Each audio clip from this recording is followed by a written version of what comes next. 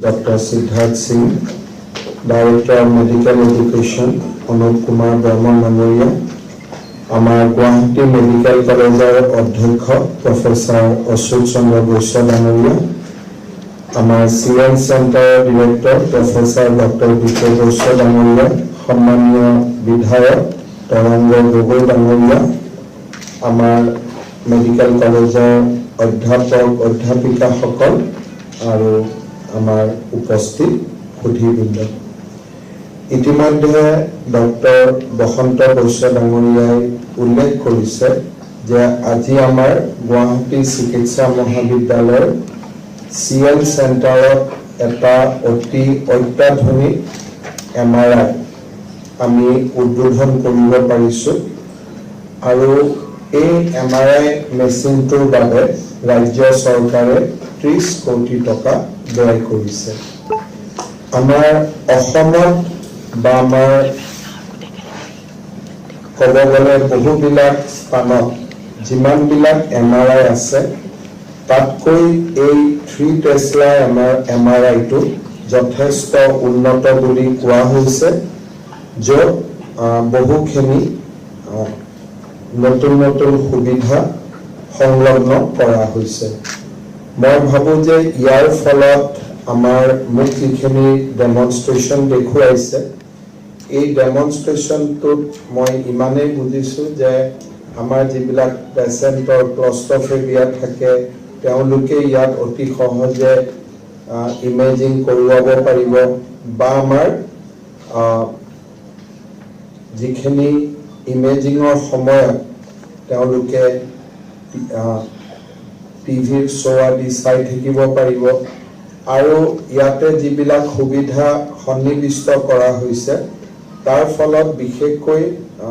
Neurological যিবিলাক MRI কৰা হয় তাত আমি বহুত ভিতৰত গৈ ইয়াৰ ৰিজাল্ট আমি ল'ব পাৰিম যিটো সাধাৰণ MRI আমি নাপাওঁগৈ সেইফালৰ পৰা আজি আমাৰ বাবে এটা অতি আনন্দৰ দিন আৰু মই ভাবো যে ই ৰোগীসকলকো সহায় কৰিব আৰু আমাৰ চিকিৎসকসকলকো সহায় কৰিব এই CN চেণ্টাৰটো 2022 চনৰ 9 মে তাৰিখে ইনগ্ৰেট কৰা হৈছিল আৰু লাহে লাহে ই যথেষ্টখিনি সুবিধা পেচেণ্টসকলক দিব পৰা হৈছে ইয়াত 8টা মডিউলাৰ অপাৰেশ্যন থিয়েটাৰ আছে আৰু আমাৰ চিকিৎসকসকলেও ইয়াত যথেষ্ট সা সুবিধা ৰোগীসকলক দিব পাৰিছে মই ভাবো যে আমাৰ মেডিকেল কলেজক লৈ আমাৰ যিখিনি স্কিম আছে বা প্ল্যান আছে তাৰ ভিতৰত ই এটা গুৰুত্বপূৰ্ণ আমাৰ ইচ্ছা আছিলে যে ৰাস্তাৰ এটা ফালৰ পৰা আনটো ফাললৈ যাতে পেচেণ্টসকলে অহা যোৱা কৰি থাকিব নালাগে আমাৰ ৰাস্তাৰ ৰাইট হেণ্ড সাইডত বিশেষকৈ সুপাৰ স্পেশালিটি ব্লকত এতিয়া আমাৰ সিটি স্ক্যানো হৈ গ'ল আমাৰ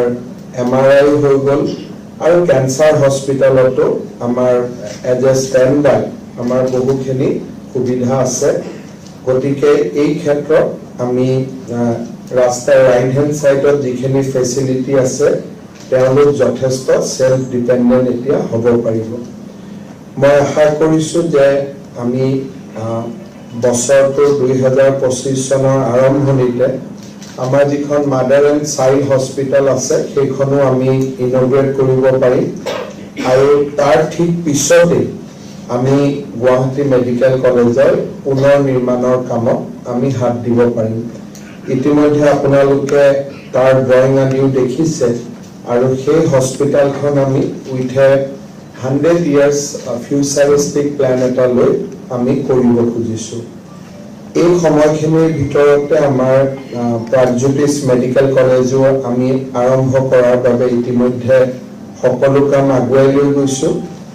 সেকেন্ড মেডিকেল কলেজখন হৈ যোৱাৰ লগে লগে আমাৰ পেচেণ্টসকলে আৰু বেছি সুবিধা পাব পাৰিব আৰু সেই হস্পিটালখনো আমি অহা বছৰৰ আৰম্ভণিতে আমি উদ্বোধন কৰাৰ আশা ৰাখিছো মোৰ এটা ৰিকুৱেষ্ট হ'ব যে যেহেতু কাৰ্ডিঅলজি আৰু নিউৰলজি বা নিউৰোচাৰ্জাৰীৰ কাৰণে আমি এই চেণ্টাৰটো কৰিছিলোঁ। গতিকে আমি ইয়াতে পেচেণ্টক কেনেকৈ